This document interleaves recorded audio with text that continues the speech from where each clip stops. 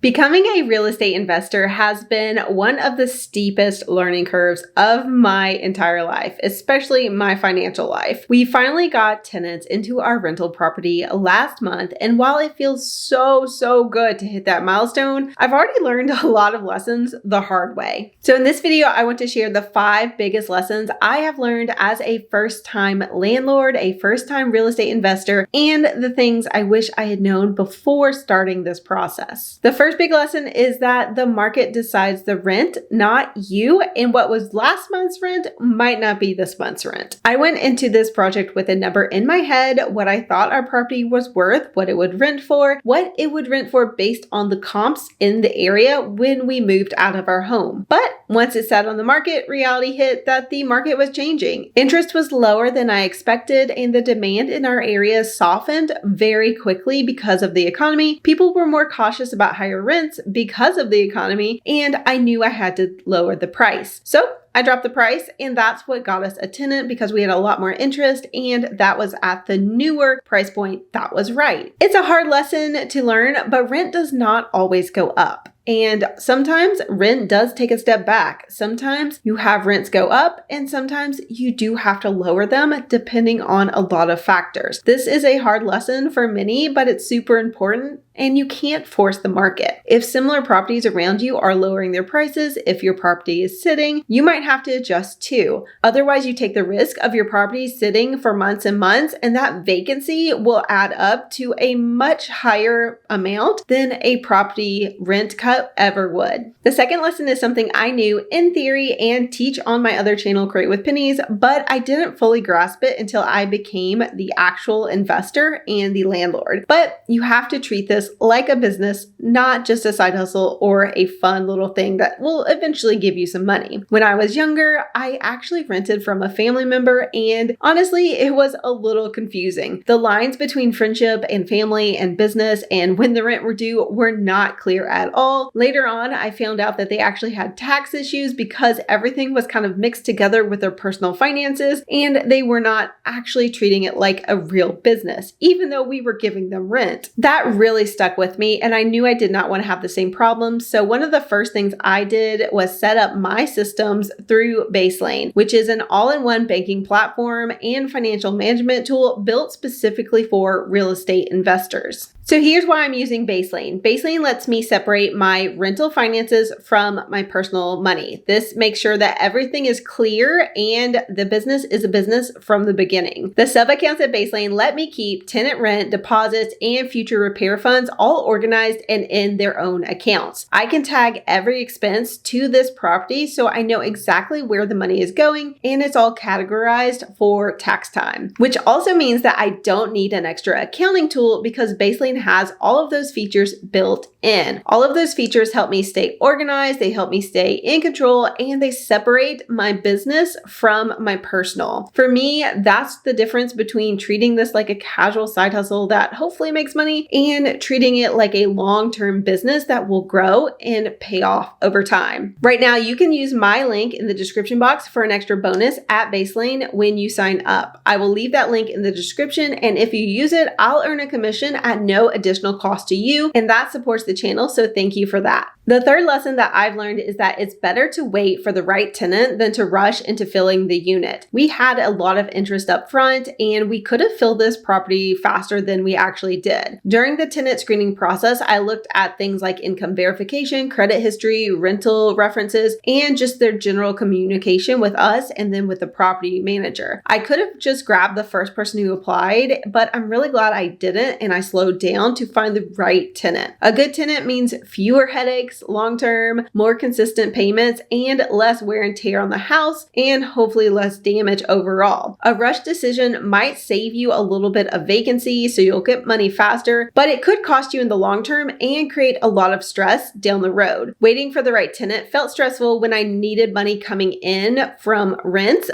but I knew that waiting would be the best choice, and so far it's really worked out. The fourth lesson that I've learned is that outsourcing does not mean zero management. We did decide to hire a property manager to handle this property. She does charge 10% of rent and half a month's rent as a leasing fee to find the right tenant. That means we net about $190 a month after all of our expenses. The numbers worked out, but here's what I've learned. With a property manager, you're not managing tenants directly, so you don't have all of the back and forth, but you are still managing the manager. You still have a responsibility to know what's going on and to be the final say. It's still about communication, setting expectations, and checking in to make sure that things are handled the way you want them to be handled. Outsourcing can definitely save you time and stress, but it doesn't completely remove you from the process and from the people side of this business. You still have to have that communication and that management in the process. I'm so glad that we went with a property manager, but the lesson here was definitely that I'm not completely off the hook. I still have to do some management because I'm now managing the manager. The final lesson is simple, but so huge, and something that I've kind of noticed in other videos that people glance over and just don't talk about enough. And that is that things will break and you will need to budget for it. You need money to pay for the repairs. Honestly, I've seen a couple houses being sold in my area that were rental properties, and they're being sold at a low price very quickly because those landlords don't want to make the repairs. Let's be quite honest. They don't have the money to put into the property that is needed. In our situation, we are receiving $1,875 in rent per month. After the mortgage payment, after the property management fees and other expenses, we are left with about $190 of positive cash flow each month. A few people have asked me in the comments how I plan to spend that money, how I plan to use that money, if I'm going to put it toward my current mortgage at my own house. And the answer is I am not. We're not taking home any of that extra income. That money is going to be set aside, and at least for the first 2 years, that money is going straight into a Baselane account we've set up specifically for repairs and future capital expenses because things are going to break. It is a property. I know there will be repairs needed because here's the truth. The water heater will eventually go out. It will need to be replaced. The roof will need work. It will need to be replaced as well. Appliances will need to be repaired or replaced. The house will need cleanings during a vacancy. If you don't plan for these things, they can catch you off guard and they can definitely pile up, but any house you have is going to have repairs needed. And that is something that I am planning to put all of the money towards so that instead of thinking that 190 is profit that I can go spend, I see it as something that is building up a safety net for the inevitable something broke call that is definitely coming in the future. Probably sooner than later. So those are the 5 big lessons that I've learned so far. We are not that far into this process, and at the year mark, I'm sure I will know a lot more. But for right now, I'm definitely aware of the fact that the market can go up and down, and rent will reflect that. I need to treat this like a business because it is one. The tenants matter so much more than getting them in there quickly, and you want to find the right tenant. Property management is